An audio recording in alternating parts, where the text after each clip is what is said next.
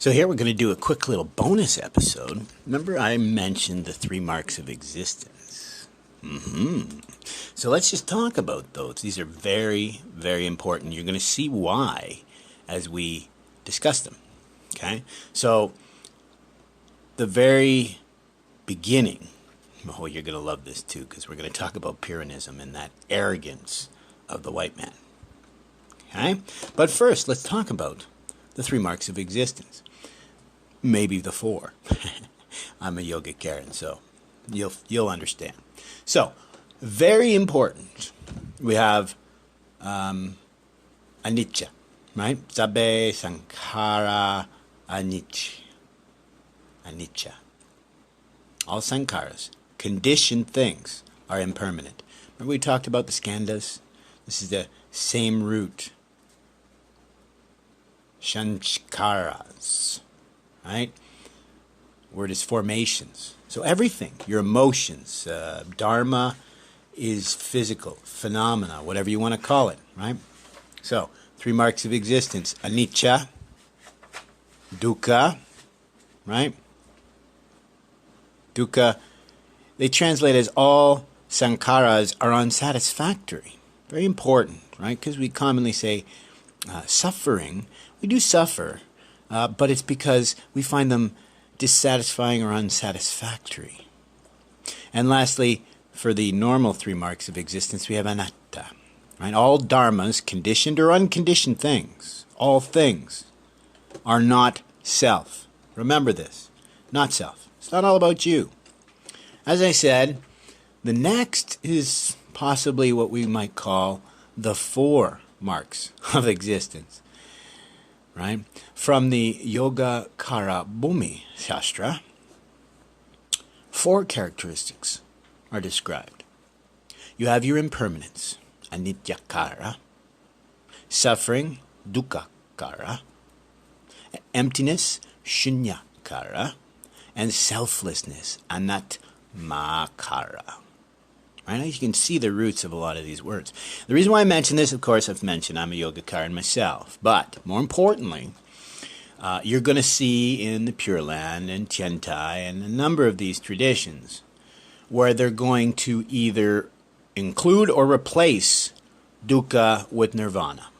Okay, so I argue maybe we should just switch to the 4. Because again, in another passage, they talk about anicca, which is all compounded phenomena are impermanent. Dukkha, which is all contaminated phenomena are suffering.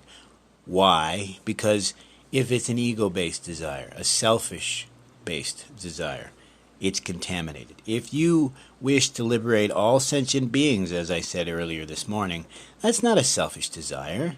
The same idea of, action that we spoke this morning. Not all action will bring you negative karma, right? It's about intent. It's about residing in this understanding of this next. All phenomena are without self. Anatman, right? All phenomena are without independent self. You're not special. Okay? And finally, there's our nirvana, right? Is peaceful or peace, which is shanta or shanti. Right? Peace. Okay, it goes on, and it mentions in the Samyukta Agama, they call him the 3rd, dukkha is the 3rd dharma seal, and replaces dukkha. You'll see that in the Chinese tradition, right? So, now, lastly, I just want to talk about Pyrrho again, or Pyrrhonism. As I said, he traveled to India with Alexander the Great. He spent about 18 months learning Indian philosophy from, at that time, would have been early Mahayana and maybe even Chittamatran school.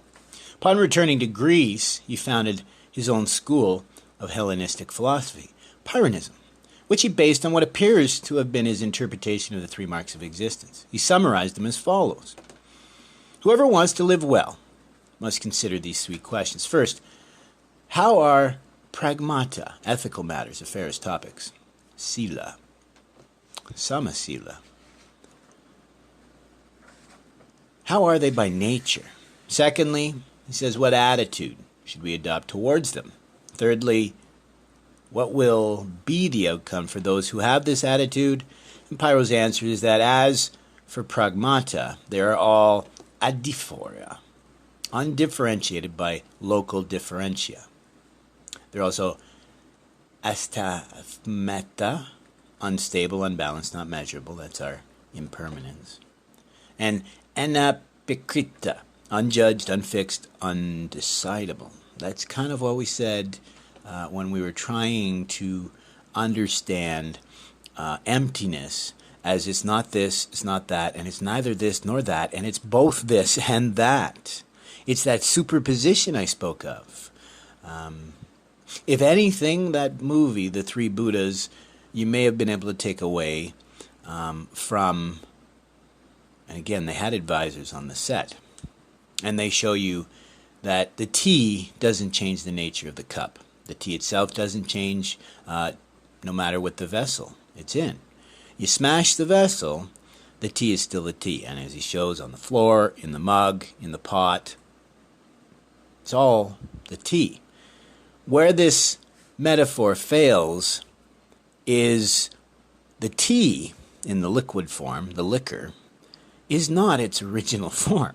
So if we follow the tea back to the leaves and the water, again, the metaphor fails. But the idea, if kept simple, is understandable. So Pyro goes on and says, therefore, neither our sense perceptions nor our doxai, views, theories, or beliefs, tell us the truth or lie. So we certainly should not rely on them. Rather, we should adoxaxtoi, without views, aklinesis,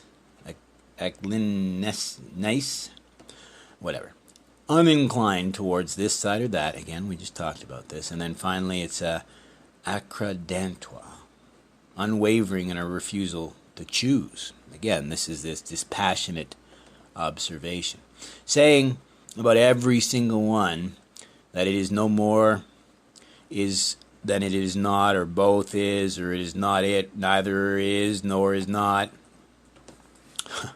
It's exactly what I said before I even finished reading. Right? Philologist Christopher Beckwith has identified the three terms here by Pyro to be nearly direct translations of anatta, dukkha, and anicca into ancient Greek. Right? And as I've said before, it doesn't mention here, but if we go to scholarly works on similarities between Pyrrhonism,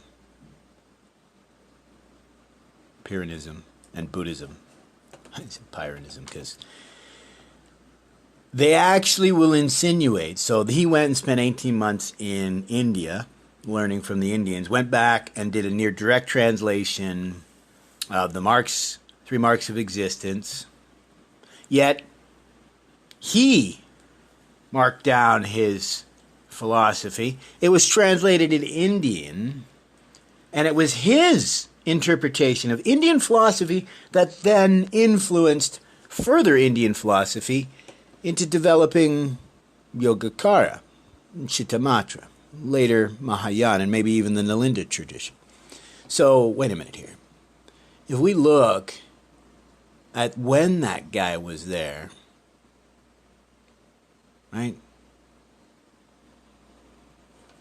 I mean, it's absolutely arrogant to think that he would have influenced the Indian philosophy, because we can see the roots of all of the philosophy as I'm following you through this. You can see its roots in Hinduism and the Vedic tradition, arguably the pre-Hindu, but the Vedic tradition, the Upanishads. You can see all of this in there, right? Just with different translations. And nowhere does it say, oh, well, I invented my... No, they always build upon it. But get your little Greek white guy and his arrogance here.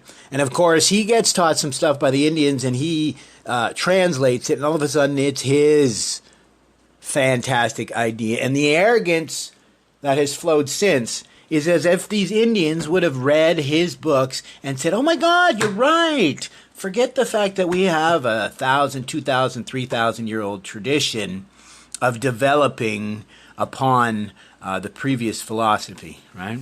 Forget all that. But no. This one guy is going to completely change Buddhism and Indian philosophy forever.